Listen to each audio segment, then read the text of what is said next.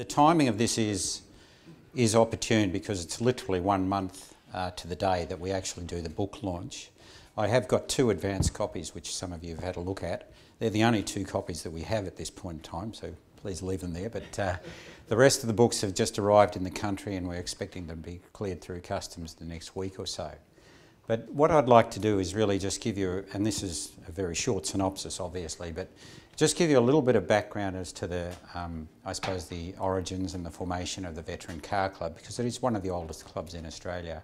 And then I'll talk about some of the major occasions and events, I suppose, personalities and cars. There's been some very significant cars that have come through the club over the life of the club. And then I'll wrap up a little bit with some observations about where I see the veteran car movement going. And it's interesting to have had that discussion earlier this morning, because it seems that all areas of historic cars and the heritage motor movement are faced with very similar challenges. This photograph, I always think, you know, we see veteran cars either on rallies or on at car shows and the like. And of course, a veteran vehicle is any vehicle that was produced, any car, motorcycle or commercial vehicle produced prior to 1919. But we see them these days, but we don't see them in context. And this photograph shows you what it was in context in the era of the veteran era. The car is about a 1908 Fiat, and the photograph was taken in Deniliquin in 1914. We know the full story of we know the owners and the driver and the passenger and so forth. They just completed a 60-kilometre trip from Murga Station, which was sheep shearing station, to Deniliquin Post Office, and the stock agent is standing next to the car. Now what you see, if you look closely at any of these old photos, it's really interesting, but the first thing not the first thing I see, but you certainly notice that the car does not have a left front mudguard, it doesn't have a left rear mudguard, it's got chains on the back. The tyres are bald, which wasn't uncommon, by the way. Many of these very early cars did not have treaded tyres. And if you look closely, you see the front dumb irons of the car are all bent out of shape. So it sort of suggests that that trip was kind of an eventful journey for these people. But more than that, the thing that really jumps out at you, and I'm sure you've noticed it already, look at the mud. Look at these poor schmooks in that car, and look at the guy in the back, the driver, the leather upholstery, and the car is absolutely immersed in mud. And I think it's a great reminder of what it was like to drive a veteran car in the veteran era. And it's not like now when we drive them on sort of country highways and so forth, but this was what pioneering motoring was all about. The roads were non-existent, poorly made, muddy, and that I think is a very evocative photograph. He was hoping to get home the same day because he's got no headlights. Well, they're probably somewhere back on the track, I would imagine. So, in terms of the interest in veteran cars in Australia and Melbourne in particularly, it probably started in it did start in 1932. The Light Car Club of Australia, and somebody mentioned that club earlier, they ran a series of veteran car rallies in Melbourne between 1932 and 1937. And they started from Alexandra Avenue and they went out to Brighton, St Kilda and all the way back again. And you can see, judging by the interest shown by the public, they were quite an interesting affair. But bear in mind, of course, the context again, in that era, these cars are only 30 years old. So, but they were regarded as a bit of an oddity, and that just shows you how the technology changed so quickly in the automotive sector. This particular photograph was taken of a 1904 de Dion Bouton, and the driver, or at least the entry, was by Howard Compton Jones. And what's interesting about Howard Compton Jones was he was to go on to become a member of the Veteran Car Club when it was ultimately formed. And as late as the 70s, there's records of him with his son restoring that same car and maintaining that same car and back through into the 70s. We don't know where the car is at the moment. So, you know, after the 30s, really nothing much happened except for a big world war, of course. But in terms of interest in veteran cars, nothing really took place. There were a few solo enthusiasts that used their cars, and the gentleman driving this 1906 McIntyre, it's actually a 1906, it's not a 1904 as it's labelled there. His name is Arnold Turdick, and he is seen here at the Concours d'Elegance in 1947 down in St Kilda Esplanade. You probably recognise it actually. Now, his father was a gentleman who also used this car in those same rallies that I mentioned in the 30s, and I'm sure a number of you will know his father, or know of his father. His name was Arthur Turdick, and he was a racing car driver in the 20s. He won the 1929 Grand Prix in a Bugatti. He was also a participant in the 1928 Grand Prix, and I think he came fourth in that. So there was quite a few people in this involved in the very early years who were actually racing car enthusiasts and identities as well. So moving through into the early 50s, again, another solo enthusiast, I call him, was Theo van Alkemade, and some of you may know that name too. Theo's actually not driving this car, he's actually a passenger, so you can't quite see him there, but he had a number of veteran cars, including this beloved T-model Ford, which his family still own, incidentally. And he used to tour around Victoria and, in fact, interstate quite frequently in that car. And if you think about it, it was 1953 that the film Genevieve was produced, and that truly was the absolute catalyst for the interest on a global scale in veteran cars. And really, it was Theo van Alkemade, together with another gentleman named Bernard Cox, who came up with the idea of having the first, at least post-war, veteran car rally. Bernard Cox was responsible for the organisation of the centenary of the the city of South Melbourne, which took place in 1955, and they figured that, well, let's get some old veteran cars out on this, and they expected to get maybe 15 veteran cars on this rally. Well, they ended up getting 31, and the rally was called the Argus Veteran Car Rally. January 31st, 1955, it was publicised, sponsored, supported by the Argus newspaper, which most people again will remember, and they ended up having a great success, had 31 entries. It started from the South Melbourne Town Hall. Here's a picture at the start. This little car is a 1907 Peugeot. It looks like it's having a bit of a helping hand at the start, but the interesting thing with this car, it's the owner, Archie Dix, who was in his 70s at this stage, purchased the car brand new in 1907, and he maintained that he had driven that car over 800,000 miles in its working life. And his son subsequently took ownership of the car and was a member of the club as well. Another participant, and this is a photo from that same rally, was Lyndon Duckett, and that is the 1909 Mercedes Semmering that Lyndon campaigned quite extensively in the 40s and 50s with the Vintage Sports Car Club. Extraordinary car, 18 litres, chain drive racing car, and Lyndon is seen driving it here in that 1955 rally. Unfortunately, very shortly after this, the car was sold overseas and it's now on display at the Indianapolis Motor Raceway Museum, but it's still existent in any case. And I guess it was on the back of the success of that 1955 rally that the Veteran Car Club was formed. It was decided to form the Veteran Car Club, and it was duly constituted in June of 1955. And in fact, Lyndon Duckett, pictured here, became the very first president of the club, and his mother was the patron of the club. She sponsored, I think, to the extent of £15 or something to that order, and that was the establishment cost of the Veteran Car Club. And it really went on from there. Now, in the following year, 1956, they held another Argus rally. That was I think that was the last year of the Argus, the newspaper, or it might have been 56 or 57, thereabouts. Argus sponsored a January rally again, but the main feature of 1956 was the November rally, the first annual November rally held by the Veteran Car Club, and it's a tradition that continues to this day. A weekend, or sometimes it's a 3-day rally. This particular one was up from Melbourne to Ballarat and back. This is the 1956. And you'll notice that there's a lot of Golden Fleece paraphernalia there. The club had the sponsorship for the rally of the Golden Fleece petrol company, H.C. Slee owned Golden Fleece. Don't you love the sign, petrol, fill her up, spelt with one L, and things were pretty...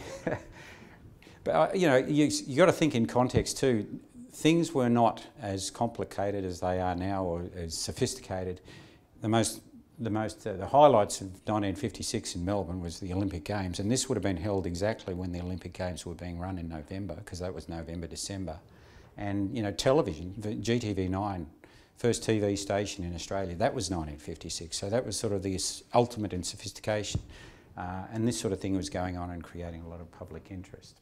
Where is that photograph? That's Ballarat. Ballarat. Yeah. So the tradition of the November rallies continued. This is the 1957, the start of the Veteran Car Rally in 1957. Again, a lot of public interest in these cars at that point in time. And I love this photo too because, you know, a lot of people knew about old cars in sheds that have been, you know, dormant for maybe 20, 30 years. And because of the Veteran Car Club, just the early years of the antique cars and so forth, there was a lot of interest in them, and people would seek out, and these cars were for the finding. You'd find your old, in this case, a Rolls-Royce Silver Ghost from a 1914, and pull it out of the shed, cobble together some kind of a body and fabricate it, recommission the car very quickly, and you'd be off and running on your Veteran Car Rally. And that just, there's so many, you know, stories, and a lot of them articulated in our book about discoveries like that. This car went on to be rebodied as a sports tourer. Like most of the Silver Ghosts in the club in the early years, it's now overseas. Here's another one. The book and this history of the club is as much a social history as it is a history about the club. And I just love this photo. It was taken in 1960 on the annual rally. The Lord Mayor's camp down at Sorrento. I don't know whether that still exists. Is it? Yeah. And it's bucketing down. You can just see the rain, clearly the mud, but, you know, it didn't matter. The ladies were still wearing their high heels. And you wouldn't see that today. Interestingly, and I've tried to identify all of the cars, there are 4 cars that I can see in that photo that are still in the club today. One of which is actually still owned by the person who's leaning over it there. So the rallies continued on an annual basis. This is a photograph from 1968, and this is the conclusion of the 1968 rally. They had 90 entries. The photos taken at Como Park in South Yarra. They were big deal rallies in those days, a lot of interest. By this stage, the Golden Fleece had moved away from the club, and the sponsorship had changed. The RACV have sponsored the annual event since 1962, which is probably not surprising given that the RACV, or as it was first formed, the ACV, you know, it was established in 1903 and right in the era of interest of our veteran cars and veteran car enthusiasts. And in fact, every time the RACV have had a commemorative run or some historical event, invariably the Veteran Car Club has been able to participate and support those sorts of events. This photograph is taken at Elgin Street, which is just round the corner from here. Apparently there was an RACV branch there at one stage, I don't know, but this is the RACV branch in 1963, and it was the Diamond Jubilee commemoration run of the formation of the RACV. And they left Elgin Street in Carlton, and then they moved down to Tooradin. This is another photograph in Elgin Street, and the local constabulary, the same thing. You see the uniforms of the era of 1963. It's a veteran Daimler, a very spectacular Daimler, and in the background we've got 3 highway patrol cars, courtesy of the RACV, who were available for breakdowns as needed. And it finished at Tooradin, which is where the 3, founders behind the RACV came up with the idea of forming an automobile club. The same event was re-commemorated in 2003, and this time it left from Noble Park, the RACV facility at Noble Park, and same deal. I think we had about 40 or 50 veteran cars and went down to Tooradin for a celebratory lunch. I went there myself, actually. This car is a 1904 de Dion Bouton again, and it's an interesting car in the club. The lady who is in the passenger seat is Margot Nielsen. She owns the car, and she was obviously participating with her husband at that time. But the connection with this car is here, in that it was originally owned by a Dr. Peter Daly, who was a member of the I think it's the Volunteer Automotive Corps, which was a body of volunteers who provided motor cars for military purposes in the early years. And that same car is pictured here in 1908 with Dr. Peter Daly and the driver. Now, over and above that connection, the curious thing is that this Dr. Peter Daly is the grandfather of another member of our club, and one thing you learned, or I've learned in going through the history of the club, the connections and linkages between people and cars, it's just amazing. And again, all part of the cultural sort of fabric of the organisation. So what I'd like to do now is just take it in a slightly different direction and talk about some very interesting cars that we've seen in the club over the years. And there's a heap of them, so this is just a sample of them. This is the Thompson steamer, which was built by Herbert Thompson in the factory at High Street, Armidale. You don't associate High Street, Armidale with automotive manufacturer, but it was in 1896 through 1899. And of course he built a number of these steam cars, and they were quite relatively successful. Well, one of our members in 1956 discovered the car. It was still in the ownership of the same family, or the descendants of Herbert Thompson. And that member's name was Bill Buchanan, and he was a prolific restorer. He must have been an interesting guy. He survived Gallipoli, he was doing all sorts of things, but he was a prolific restorer in the early years of our club. He found the car, he restored it for the family, and here it is, photographed in 1958 on the back of the Golden Fleece service truck at the annual rally. It was represented as Australia's oldest car. In 1961, the family donated it to what is now, I guess, Victoria Museums. And of course, it's on display not very far from here and to this day. But it's certainly one of the most significant and important historic cars in Australia, in my opinion. This car is incorrectly dated here as a 1903. It's actually a 1904 single-cylinder Cadillac, and it was a participant in the early years of our club for many a long year. It then went into hibernation. I think this photograph was taken in the 50s, in 1958. It went into hibernation, and it was picked up by another member of our club some years later who recommissioned it, and his name was Bruce Nelson, I beg your pardon. And here he is photographed on the commemorative run from Sydney to Melbourne of the Dunlop Reliability Trial. The Dunlop Reliability Trial was conducted in 1905. The trophy's actually in the RACV foyer or downstairs. So in 2005, they reenacted the whole run. So a whole bunch of veteran cars and motorbikes drove from Sydney to Melbourne. And the little single-cylinder Cadillac, which was 8 or 10 horsepower, was the winner of that event. So quite an amazing feat, and very commendable to drive a car of that fragility, I suppose, that kind of distance. But what is even more remarkable about this car is not only did it win the 2005 reenactment, it actually participated in the original one in 1905. So it's the same car. Same car ran in the 1905 trial and ran in the reenactment 100 years later. I call this the 5-pound Rolls Royce. This car was one of the very few Rolls Royce Silver Ghosts with a true underslung cars based on the London Edinburgh trials. You may be aware of those. They manufactured a handful of them. This one was owned by Claude Johnson. Claude Johnson, you may know, that was the managing director of Rolls-Royce. His stature and importance was so important that he was often regarded as the hyphen in the name Rolls-Royce because he was so influential in the company in the early years. It was his personal car. Why am I talking about it? Well, the car ended up coming to Australia in the late 20s, and it ended up going through a series of owners. And it was actually discovered on a farm at Violet Town by one of our members, and he paid £5 for it. And he didn't know what he was buying except for the fact that it was an old Rolls Royce. And he didn't even know during his ownership of the heritage and the provenance of this car.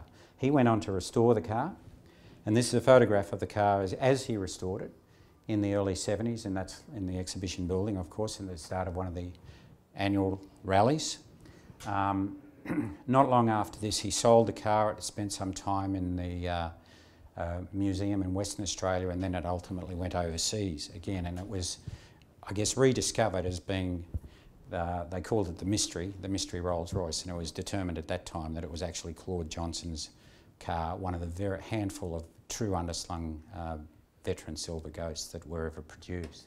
So a very significant car, just as an example, that has been through the club. Does anybody remember the Parker collection auction? Of course you do. Darryl does. I was actually there. 1982, the Parker collection was auctioned off in Colac.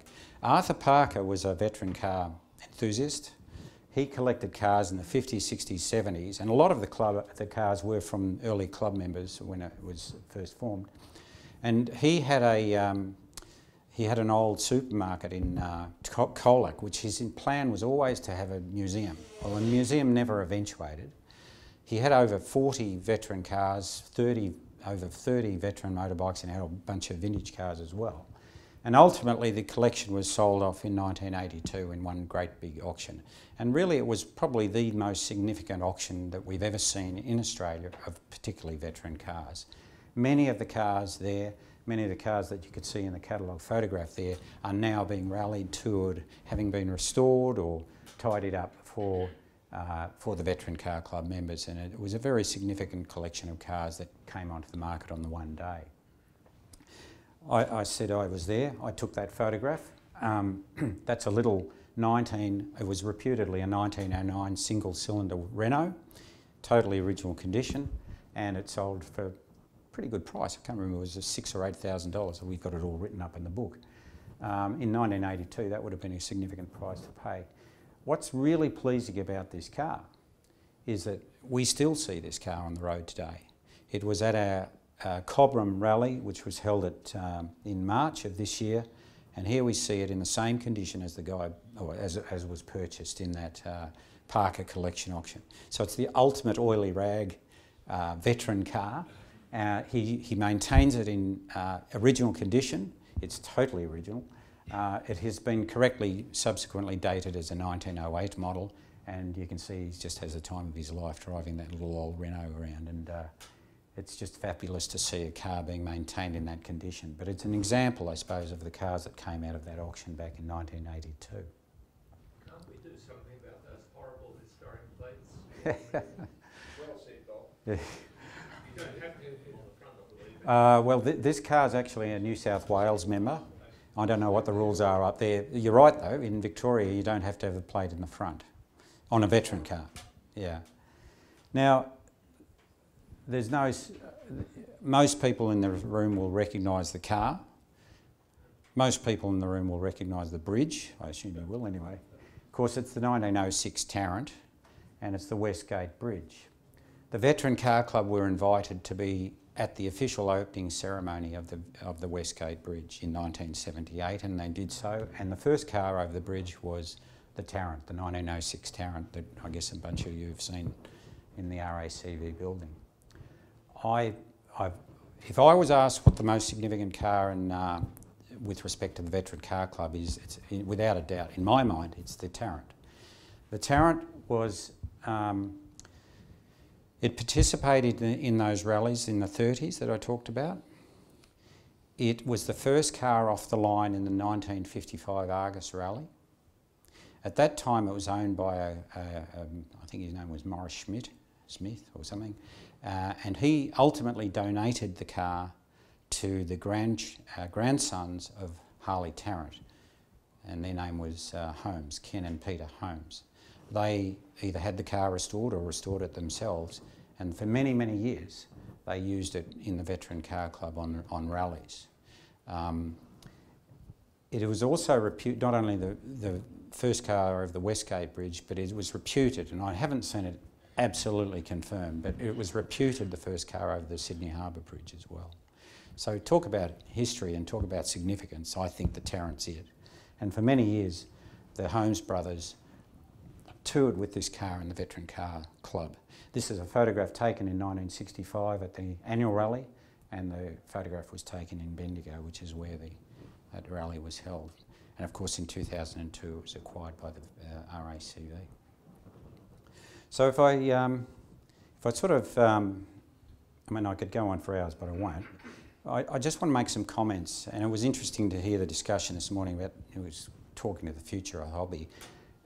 From the Veteran Car Club perspective, I think where we're seeing interest, growth, whatever, it is very much about, somebody said earlier, you know, you've got to do interesting things, and you've got to have something to do to attract people and to attract interest. Well, the areas of increasing attention in the Veteran Car Club are, I would call them in the niche or adventure rallies.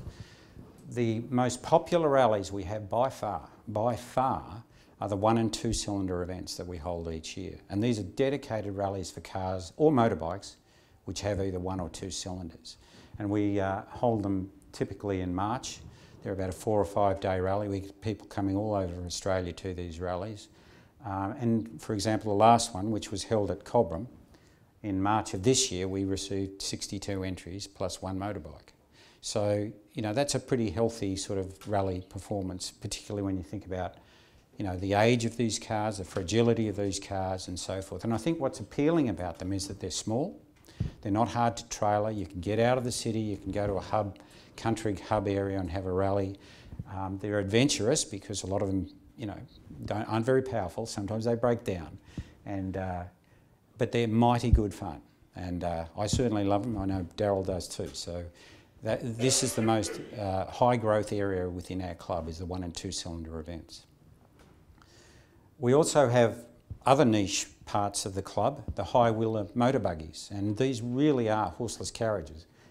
You can see that they have high wheels, they don't have pneumatic tyres, they're really horseless carriages, literally carriages with undermounted engines. And there's about 25 or 30 enthusiasts Australia-wide who have these cars, and every 2 years they get them out for an annual rally, and they have a wow of a time. And they see the world slowly because these cars only go about 25 mile an hour tops. Probably. Whereabouts is that beautiful photo?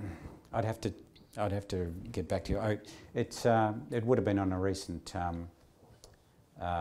national rally. But this is the sort of thing they love to do. Get out in the middle of, you know, unmade roads, no other traffic, just fabulous fun. And the other ones are motorbikes. Motorcycles are coming back into favour big time. Again, they're easier to manage, easier to trailer, not as expensive, they're easy to restore and so forth. And I'll also comment on other adventure type rallies which are gaining momentum. This is a photograph taken on the Adelaide to Darwin rally in 2014. And we had 40, or I think it was 45 thereabouts, people who drove veteran cars from Adelaide to Darwin. I participated myself. We lasted 1 day in our little Buick, but no. It wasn't my car, fortunately, before we trailered. But it was just extraordinary fun, and you know, there were people at the overnight stops pulling out flywheels and rekeying things and doing stuff which I couldn't do, but the ingenuity of some of these guys to ensure that they were able to drive all the distance from Adelaide to Darwin, and most of the cars and certainly most of the motorbikes did actually get there. So quite a spectacular event, and one of a number that we've held. And here's another one just as an example. We in 2016 and also 2017 we ran what we call springtime above the snow line, and the purpose of that was to get the veteran cars above the snow line. This was taken, I think, at Mount Beauty, I think. That's John Stanley. John Stanley may be known to some of you guys. He's the expert on Sturva in Australia, and he's also got an Empire veteran car as well as a number of Sturvas. So I guess from, you know, you talk about where we see as the future. I mean, we have all the same issues that the other car clubs have. Demographics is destiny in some ways, but we are getting a growth of membership, and we do have some younger people coming through. They are typically, you know, somehow have had association with their family in the club and so forth, but we are seeing membership growth, and I think it's all about, you know, doing stuff that makes things interesting. So that kind of brings us to where we are today, and I just do want to, since it's okay to plug a book, the book The book was first talked about in 1981. There's no sense being hasty about these things, so we decided to produce it in 2018. But it's been a long time in the making. But there's such a rich heritage in this club. I didn't appreciate it until I got involved in the last stages of this book. There's so many characters, occasions, cars, and extraordinary cars and stories. And we've tried to, well, I've tried to make it such that it's not just a chronological sort of history of what we did every year, but there's so many sidebars and anecdotes, kind of what you've probably got a flavour of my presentation. And it's a 400-page book, 850 photos or thereabouts, and it will be landing, the shipment is landing this week. We've got a book launch September the 11th. There's 2 specimen copies you're welcome to flip through. You're certainly welcome to put an order form in if you'd like to actually buy a book. Fantastic. Thanks, Ian. You're welcome.